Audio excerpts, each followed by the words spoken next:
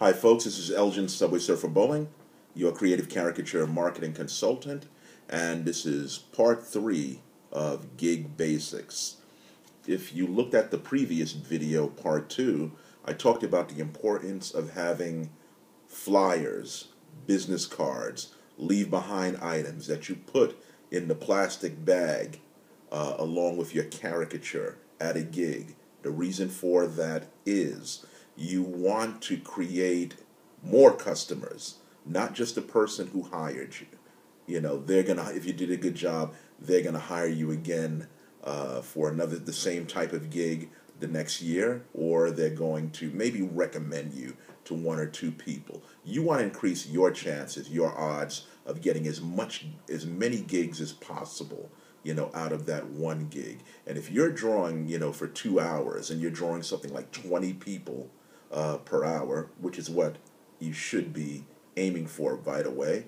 You know, let's say at the end of a 2-hour gig, man, you've drawn 40 people, you've handed out 40 business cards, you've handed out 40 flyers. Hey, you're going to get some work from that, I guarantee you. Now, the question is, what should my business card or what should my flyer contain? And I don't mean to be condescending to anybody. If you already know this information, good. I'm not trying to be condescending, you know, about it. I'm just trying to communicate the best possible way to make a flyer. You may not know this, no reason why you should, but a couple of years ago, before I became a caricature artist, I worked at a newspaper, the Caricature, and my job was to create advertising copy for full page, half page, and quarter page ads. Person would come into the office, say, this is what I'm offering, this is what I'm selling, make me an ad out of it. There were three major things that you had to do to make a good copy. I don't know if they're secrets, but I'm going to tell you what it is. You've got to have, number one, who you are. Number two, what you do. Number three, how to contact you. Now, you can have all other types of information in between that, but the major part of your ad that should stand out are those three things. My boss told me this, and I never forgot it. Great guy.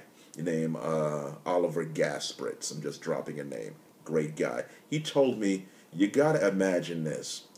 If a person they're in a car, they're driving, you know, they come to a light, they see a billboard, which is your ad. They have to scan it before the light changes. They should be able to know exactly who you are, what you're offering, how to contact you before that light changes. If your ad doesn't reflect that information, then you failed.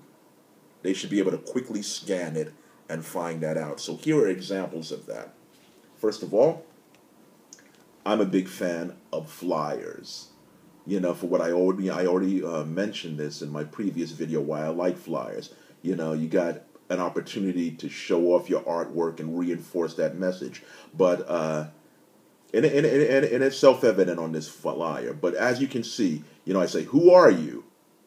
Elgin, caricature artist. That's what I do. That's what I offer. You know, I talk about 20 years experience, and there's a number. Now, if you were passing, but if this was a poster, you would find out who I am, Elgin, find out what I do, caricature artist. You might skip the 20 years, although it's there. But the important thing is, you know who I am, what I do, and how to contact me. If nothing else, you would get caricature artist and my phone number right there, right off the bat.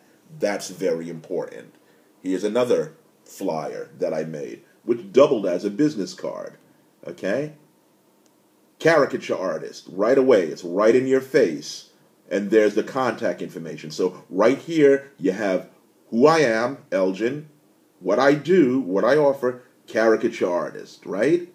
And also my contact information. All of it right there. Now, I could have made this stronger by saying party caricature artist, okay? So this needs tweaking. You got to be very specific on the ad. Here's a third flyer that I made up. Again, who am I?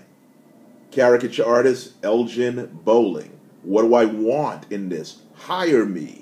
I have a whole list of parties and everything that you can hire me for, but if you were scanning it, you would get right away, I'm a caricature artist, I want you to hire me, and there is my contact information. Now, the illustrations that you put on, you got to have eye-catching illustration.